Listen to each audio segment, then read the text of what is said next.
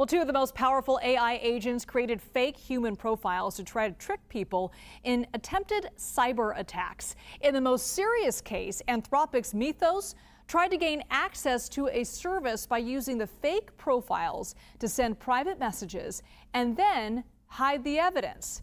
The UK's AI Security Institute says it has never seen this level of autonomy and deception from AI models. So I'm going to bring in Mashable tech editor Tim Werth. Tim, great to see you. Can you give us more detail about how these attacks happened?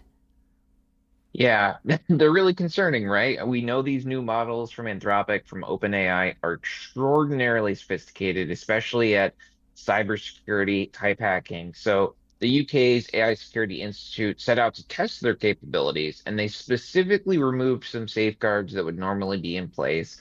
And they set hacking goals. They said, we want you to try and achieve these objectives. And when the models got stuck, they resorted to some pretty extreme tactics, straight up phishing attempts, trying to inject malicious code into, open source libraries, really, really dangerous and I think illegal activities, right? So very concerning. The good news is this happened in, a research environment. So this wasn't, like the OpenAI Hugging Face incident we've talked about recently. They specifically removed safeguards to see what these models are capable of. So not exactly how they might behave in the real world, but it's still very concerning because that means the models can do those things, right? And we often don't even fully understand these models or why they do what they do. So it's a new world. I mean, the cybersecurity world is going to be changing at a rapid clip in the months, years ahead. So how does this incident differ from the earlier OpenAI cases where the agent went rogue and then broke out of its testing environment?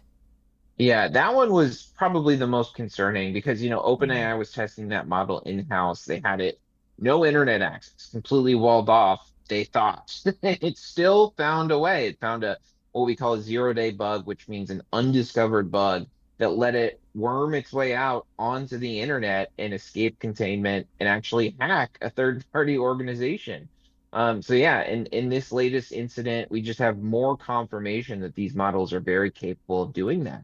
And they're replicating what human hackers do, setting up fake identities, engaging in phishing, trying to trick human beings, right? And that's just it's scary. So this is the second model now that we've seen from the second company exhibiting this behavior, and they're only going to get more capable from here.